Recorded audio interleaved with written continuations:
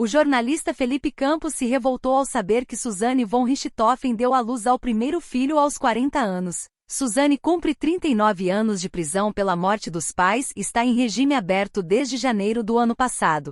Por coincidência, o bebê de Suzane nasceu no mesmo dia do ex-namorado dela, Daniel Cravinhos, também condenado a 39 anos pelo homicídio. Mas antes de prosseguirmos, pedimos que deixem o seu like no vídeo, pois isso faz uma grande diferença para nós. Não se esqueçam de se inscrever no canal para ficarem atualizados com as principais notícias e do mundo dos famosos.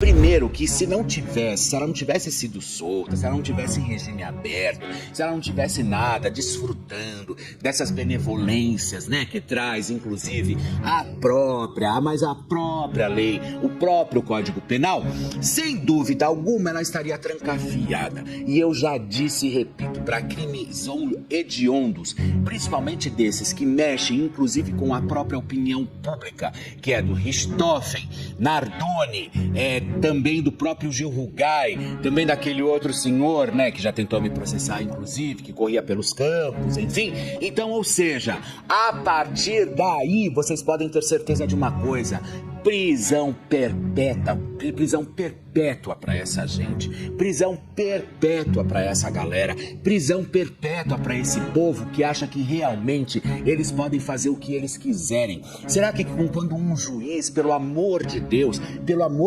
dentro da mais sagrada família, dentro da mais das sagradas das famílias brasileiras, será que um juiz, quando assina um aberto ou um semiaberto para uma mulher como essa, será que ele não pensa depois nas histórias do que pode acontecer? E o que adianta então a gente simplesmente colocar alguém atrás das grades ou fazer todo aquele forfé que foi feito inclusive no próprio tribunal, onde se escolhem 7 jurados para representar o povo?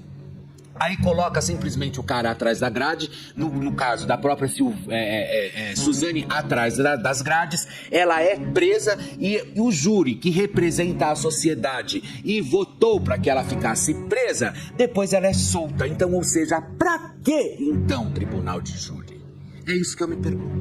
Pra quê? Porque se não precisa realmente, porque as decisões serão tomadas através do próprio Código Penal, por que então um júri para avaliar? Porque o júri nada mais representa do que nós. O júri representa a sociedade. Então, ou seja, pra que então um júri, se depois vocês sabem que o bandido ou o assassino, ou seja lá o que for, será solto? Pra que um júri? É isso que eu me pergunto todos os dias, quando eu me deparo com situações como essa. Então por quê? Por quê? Eu quero entender por quê. Por que então precisa colocar lá, ficar 5, 6, uma semana em cima de um caso, mobilizando toda a opinião pública e aquela loucura, advogado chegando no tribunal, saindo, televisão, helicóptero pra baixo e pra cima, pra não dar em nada, pra depois eu sou obrigado a dar uma notícia que a Suzane Richthofen, ela é mãe após comandar o assassinato da própria mãe. É isso mesmo?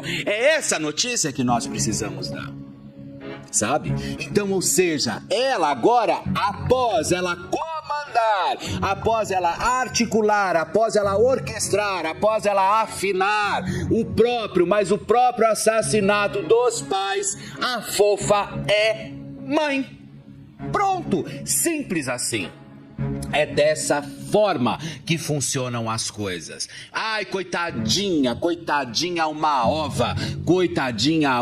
ova, ela que tivesse ficado presa. Se dependendo de em que estado nos Estados Unidos se ela morasse lá e tivesse ocorrido um crime como esse, talvez ela já nem estivesse entre nós. Amém. Olha só, Felipe preferiu transferir o parto para o hospital onde trabalha de modo para conter o apoio da direção para tentar manter a estadia da mulher na unidade sob o mais absoluto sigilo. Como foi organizado o esquema? E eu tô tão louco que eu Veio até um arroto daqui, de tão louco que eu tô. Olha só como foi organizado o esquema de segurança para o parto de Suzane von Richthofen. A direção do Albert Sabin, por sua vez, também não tinha interesse que seus pacientes soubessem que Suzane esteve lá. Para que a informação não vazasse, houve uma reunião com os funcionários no decorrer da semana para detalhar o esquema rígido de segurança, tá certo?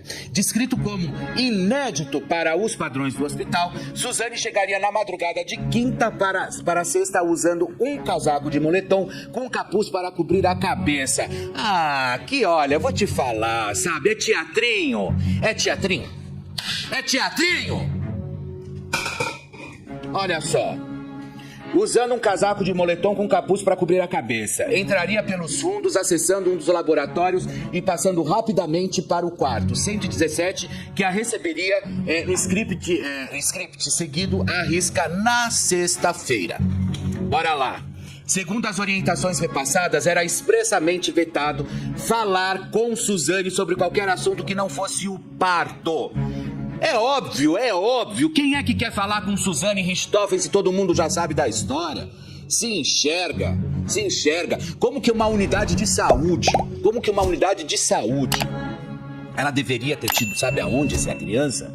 Ela deveria ter tido essa criança em um hospital judiciário. É isso sim que ela deveria ter acontecido com ela. E não ficar esse forfé ou essa bagunça simplesmente ordinária, orquestrada, quase um roteirozinho, brincando, vamos brincar de cineminha, vamos brincar de montar um roteiro, vamos brincar não no maior sigilo, porque a maior celebridade do país está aqui prontinha para ser mãe.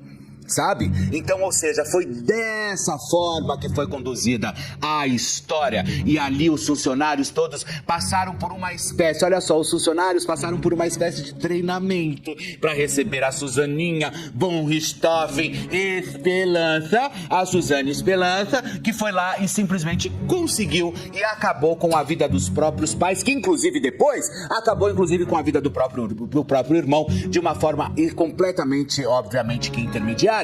Por quê? Porque o irmão ficou completamente maluco e vocês sabem disso. O que aconteceu com ele? Ele foi simplesmente colocado num hospital psiquiátrico, depois ele saiu e ele já torrou toda a herança. Por quê? Porque não teve estrutura emocional, o Andréas, para segurar a onda. Isso é muito triste, pessoal. Isso é muito triste diante de tudo isso que ele assistiu. Prestem atenção, ele tinha os dois pais, ele era um rapaz ainda de 14 anos. Ele tinha os dois pais, ele tinha os pais, ele tinha o pai, o Manfred e a própria Marísia. Ele tinha os dois amigos, que era o Christian e o próprio outro, que eu esqueci o nome deles, que é Christian e o outro Cravinhos também, que era o namorado dela. E ainda tinha a própria irmã. Vocês imaginam que ele descobre, olha só, aí o pai e a mãe são mortos, né? Acabou, aí destraçalharam os pais. Depois ele descobre que os melhores amigos, tanto o Christian quanto o irmão dele, eram os assassinos e que a irmã estava por trás disso tudo. Então, ou seja, como que você não acha que ficou a cabeça desse moleque? Sabe o que acontece? Ele perdeu completamente todas as referências e princípios da vida, porque até então ele tinha aquela base sólida dele, que era a base da família, que era a base, sem dúvida, de gente que realmente é como a gente, que vai lá, que trabalha, que estuda, que faz tudo acontecer. E ele tinha essa vidinha dele normal. Para o monstro da irmã, o monstro que simplesmente apenas por causa de dinheiro para comprar droga, né? Porque o pai e a mãe não estavam admitindo ela fumar maconha. Então, assim, para dinheiro, para enfiar e bem no traseiro do Christian, do Daniel, enfim, de todos eles, aí realmente ela orquestrou por pura ganância. Foi isso que fez a Suzaninha Esperança, tá? A Suzaninha que foi lá e simplesmente mandou matar o pai e a mãe. E agora, pessoal, como vocês percebem, agora o que ela tem? Uma rede de proteção. Ela tem uma rede de proteção dentro do próprio hospital onde ela foi ter o filhinho dela. Porque ela é mãe, mesmo ela tendo mandado orquestrar justiça, tendo afinado muito bem o assassinato da própria mãezinha. Agora ela é mãe. Agora eu quero entender da própria justiça o que vai ser dessa criança. É isso que eu quero entender. Como vai ser criado esse menino, porque esse menino vai crescer, esse menino vai pra escola, e quando ele estiver na escola, é verdade que a sua mãe mandou matar o seu avô e a sua avó com paulada, é verdade? Não, conta pra gente como foi a sua história. Entendeu? Eu tô falando, isso vai virar clássico. Isso daqui a pouco vira clássico. Isso daqui a pouco vira samba enredo. Isso daqui a pouco vira homenagem à escola de samba. E ela vem no Abre Ala, sendo ovacionada e ainda vai pra reality show. Escuta o que eu tô falando. Enfermeiras e técnicos de enfermagens foram... ok. Já os operadores de telefonia foram informados de que todas as ligações feitas no período que Suzane estivesse no hospital seriam monitoradas para identificar possíveis vazamentos. Olha só, ficou todo mundo apreensivo com medo de ser punido. Foi um buchicho generalizado. Quando a informação do parto vazou, ficamos com medo de ser alvo de investigação ou sindicância, porque muita gente viu Suzane no hospital, conta uma funcionária sobre condição óbvia de anonimato. Embora inicialmente a alta estivesse prevista para o domingo ou segunda-feira, Suzane optou por deixar o hospital na noite de sábado por volta das 21h30, sem receber qualquer visita no período internada, além da presença do marido. Cerca de 2 horas antes, este blog revelou que ela havia dado à luz a um menino chamado Felipe como o pai.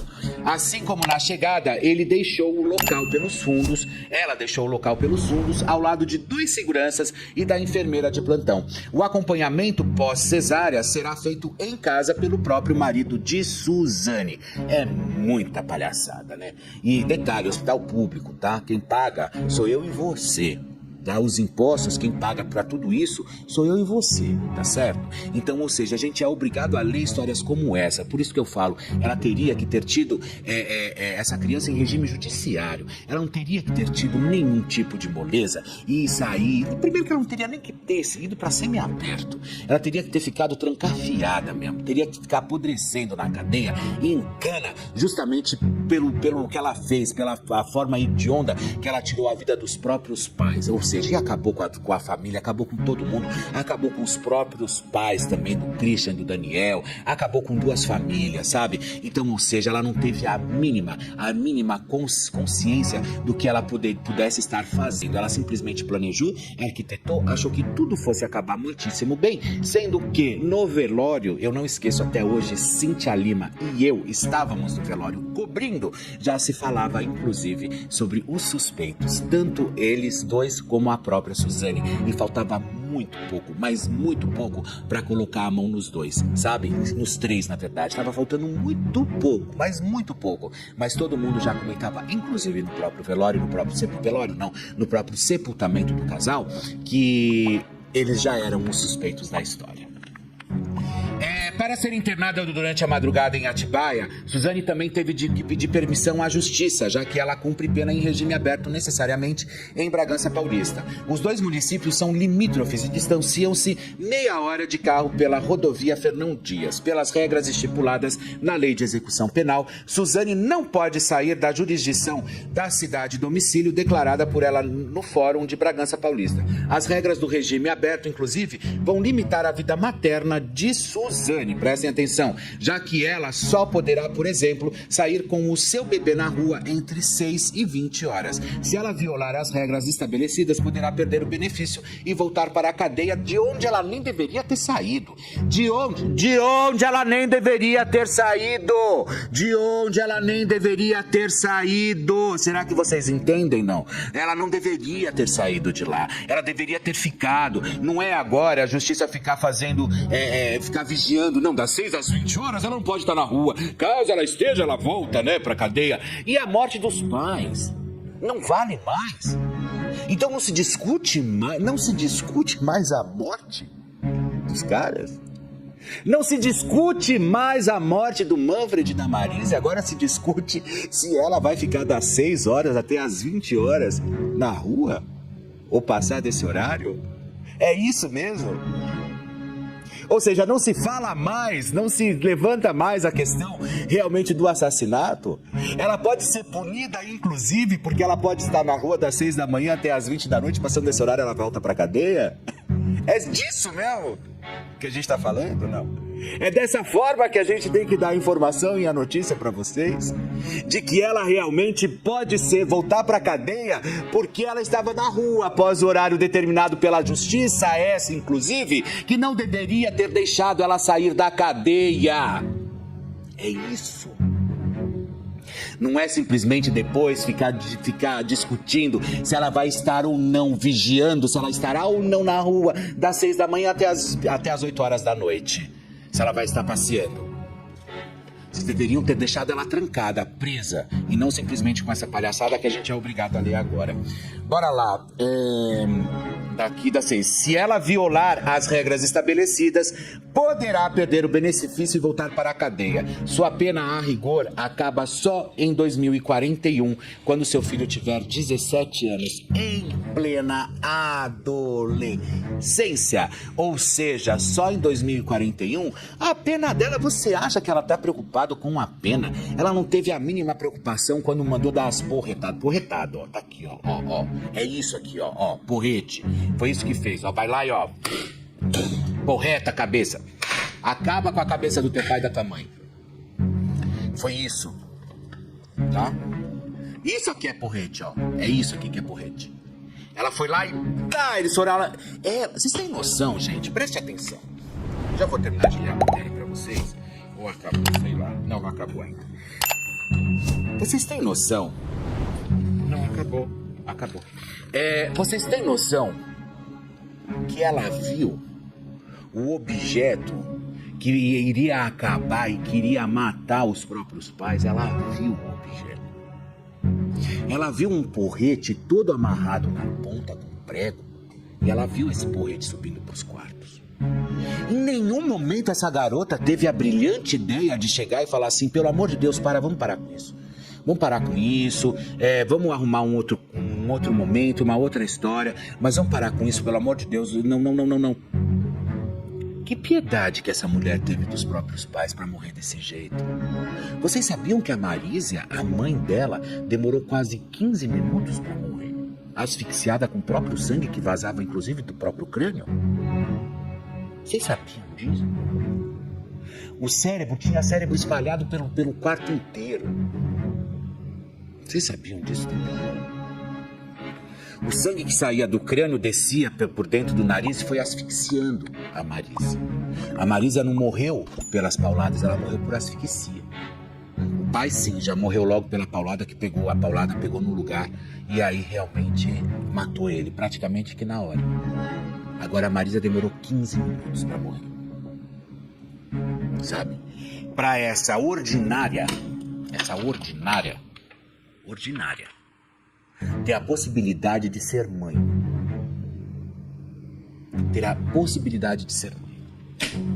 Eu sou muito... Olha, às vezes eu tenho vontade de falar umas coisas aqui. Mas eu não tenho... porque hoje... Eu também tô um pouco me lixando, mimimi, porque não pode mais falar isso. Que se dane. A lei é de quem? Eu quero preservar a minha vida. Eu quero preservar a vida daqueles que eu amo. Agora, vocês acham que eu vou ficar batendo palma e falar: não, todo mundo merece sim uma segunda chance? Que segunda chance? Os pais tiveram segunda chance para viver? Tiveram? Eles tiveram uma segunda chance? A forma como foi? Alguém perguntou se eles queriam morrer naquele dia? Então, ou seja, aonde está isso? Todo mundo merece uma segunda chance. Que segunda chance? Para crimes bárbaros e hediondos assim é cana até a morte, cana até secar. Sem visita íntima, sem contato com absolutamente ninguém. Você só vai ver os caras que estão lá. Entendeu? Só as pessoas com quem você precisa conviver mesmo.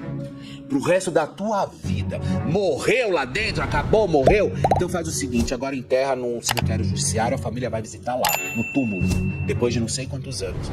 Porque não acabou com a vida de uma pessoa, por que tem que ser diferente com o outro que fez?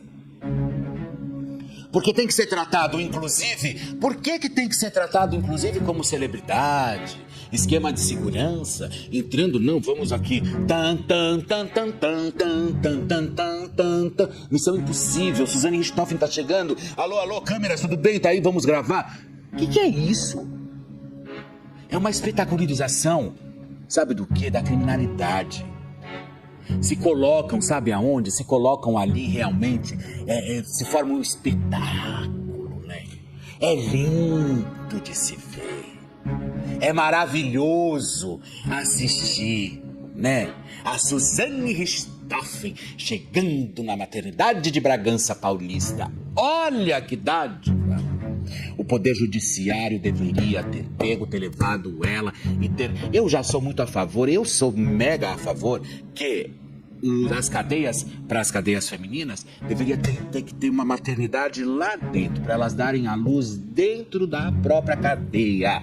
Cana é cana, não vai sair, não vai ter contato, vai ter contato com enfermeiros daqui de dentro, vai ter contato com médicos daqui de dentro. Não tem que sair, não tem que ir para lugar nenhum, tem que ficar em cana, e não sair nunca mais. Muito obrigada por assistir até aqui. E não se esqueça de deixar seu like, se inscrever no canal e ativar o sininho para receber todas as notificações e até a próxima.